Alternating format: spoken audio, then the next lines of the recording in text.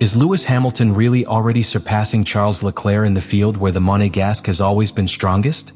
Because what happened in qualifying for the Chinese Grand Prix was not a normal lap.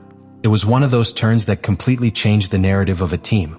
Until that moment within Ferrari, there was a fairly clear idea. Hamilton was a medium-term bet, a driver who would need several races to understand the car, adapt to the team's style and begin to perform at the level that everyone expects from a 7-time world champion. But then Shanghai arrived, and everything changed. In an extremely tense qualifying with only one free practice session to prepare the car and with a track that evolved lap after lap, Hamilton appeared at the exact moment to nail a lap that no one within Ferrari expected to see so soon. It was not a lap won with power on the straight or with an obvious technical advantage. It was something much more disturbing for his rivals, and much more revealing for his own team. Hamilton squeezed the car right in the areas where the Ferrari is most delicate. Long braking, changes of direction at medium speed and exiting corners where traction is everything. Where many drivers were still leaving room for fear of losing the car, Hamilton attacked each corner with surgical precision. And when the lap finished, something curious happened on the Ferrari wall. Frédéric Vasseur and Charles Leclerc were not simply satisfied, they were surprised. Because that lap demonstrated something that within the team they had not yet seen so clearly. If Hamilton has a minimally competitive car, the Ferrari's limit in qualifying could be much higher than they thought. When the weather appeared on the screen, the impact within Ferrari was immediate.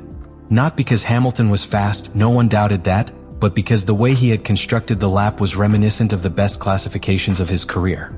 It was a clean execution, without errors, without the need for a second attempt to adjust references. He simply went out on the track, found the perfect tire window and nailed a practically perfect lap.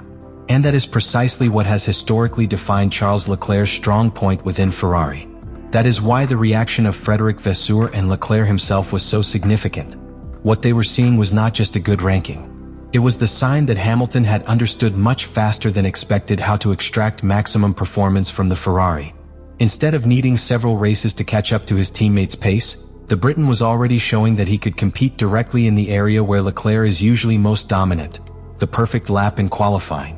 The true dimension of Lewis Hamilton's lap in Shanghai was not immediately understood as he crossed the finish line. At the time it seemed like just a great performance in qualifying, one of those spectacular laps that occasionally appear in Formula One. But when the engineers began to analyze the data and compare the telemetry with the rest of the drivers, a much more interesting conclusion began to emerge within Ferrari. That lap had not only been fast, it had also revealed something that the team had not yet fully exploited. The real potential of the car in qualifying could be greater than they themselves believed. The most striking thing for the engineers was where Hamilton was finding time. Normally when a driver makes such a big difference in classification, it is usually associated with engine power or particularly favorable aerodynamic behavior on the straights. But in this case the analysis showed something different.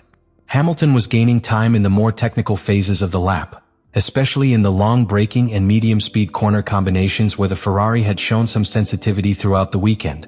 That's where many drivers were being cautious to avoid mistakes, while Hamilton seemed to have complete confidence in the car.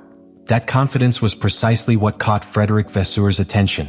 The team director had been defending the decision to sign Hamilton for months as a strategic bet for the future of Ferrari.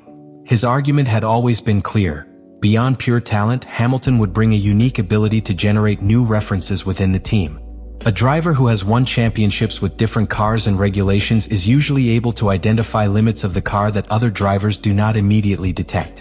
And what happened in China seemed to confirm exactly that theory. Because when Hamilton and Leclerc's laps were compared, a very interesting pattern emerged. It was not simply a question of top speed or aggressiveness behind the wheel. Hamilton was building the lap in a slightly different way.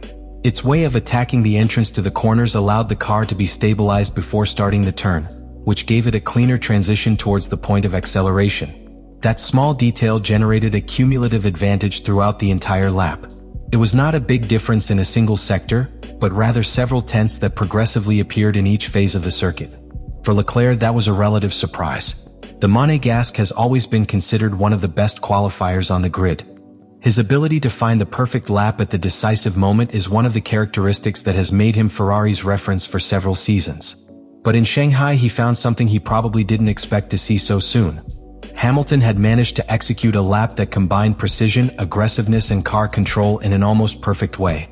And he had done it in just his second Grand Prix with the team. This situation generated a very interesting dynamic within the Ferrari garage. On the one hand, the team had reason to be excited. Seeing Hamilton adapt so quickly to the car meant that the project could move faster than anticipated. If the Briton was already in a position to extract that level of performance in qualifying, the car's development possibilities could be multiplied. Each new driving reference provides engineers with valuable information on how to improve the car's balance and how to widen the car's performance window. But at the same time, a new competitive element appeared within the team. Until then, Ferrari's structure was clearly built around Leclerc as the main reference. He was the driver who best understood the car's behavior and the one who traditionally led the pace in qualifying. Now, with Hamilton showing that level from the start, the situation was beginning to change. Ferrari not only had two extremely fast drivers, it had two drivers capable of pushing each other to very high levels of performance. And that type of internal competition can have two very different effects on a Formula One team. It can generate tension, rivalry, and mistakes, or it can become the engine that drives the team to find the maximum possible performance. After the initial surprise and the detailed analysis of the data, an idea began to settle within Ferrari that could set the team's course for the rest of the season. Lewis Hamilton's return in qualifying for the Chinese Grand Prix was not simply a display of individual talent. It was a sign of something deeper. The Hamilton-Ferrari project could be advancing much faster than the team itself had anticipated. And that forced everyone within the team, starting with Frédéric Vasseur and Charles Leclerc, to rethink certain expectations about how the internal dynamics would develop during the year. For Vasseur, that moment had a very special meaning. The Ferrari director had been one of the great promoters of Hamilton's signing, defending from day one that his arrival should not be evaluated solely by the immediate results, but by the impact it would have on the team's competitive culture. A driver with Hamilton's experience not only brings speed, it also changes the way a team works, analyzes data, and drives performance. And in Shanghai, that theory began to materialize in front of everyone. Because what Hamilton had shown was not only that he could be fast with the Ferrari. He had shown that he could find performance in areas where the team was not yet fully exploiting it. That is something extremely valuable for any technical structure. When a driver is able to extract more from the car than the engineers themselves thought possible, the team obtains a new reference that can guide the future development of the car. In other words, Hamilton's lap was not only important for that specific classification, but to understand how far the Ferrari's performance could really go. However, while this technical enthusiasm grew within the Ferrari wall, a much more human dimension to this story also began to appear.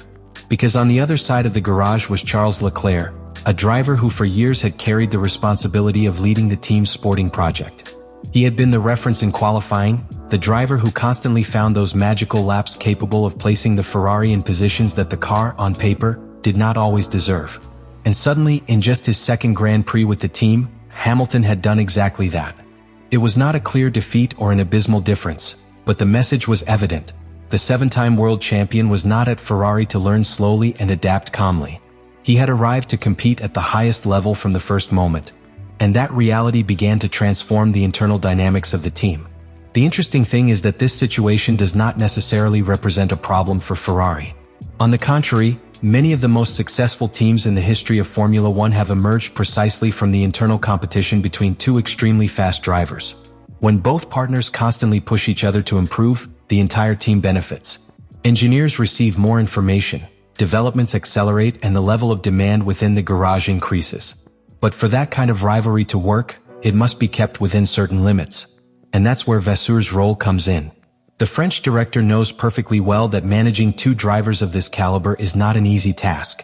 Hamilton arrives with a huge reputation, unrivaled experience, and the ambition to prove he can still win championships.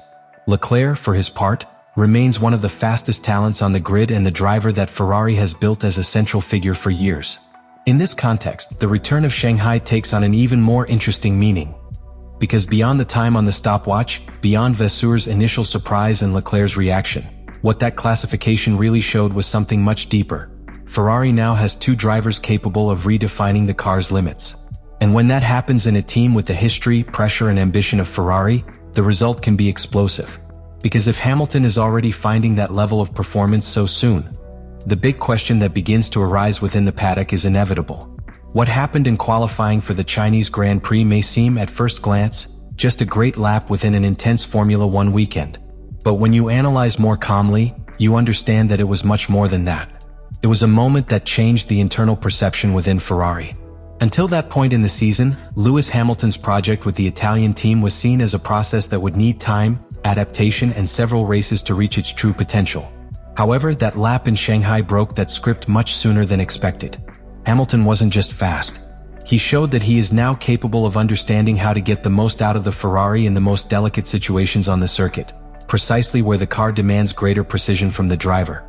That was what really surprised Frédéric Vasseur and Charles Leclerc. Because when a driver manages to find performance in areas where the car seemed limited, what he is actually doing is expanding the ceiling of the car itself. And that's exactly what Ferrari started to see after that qualifying.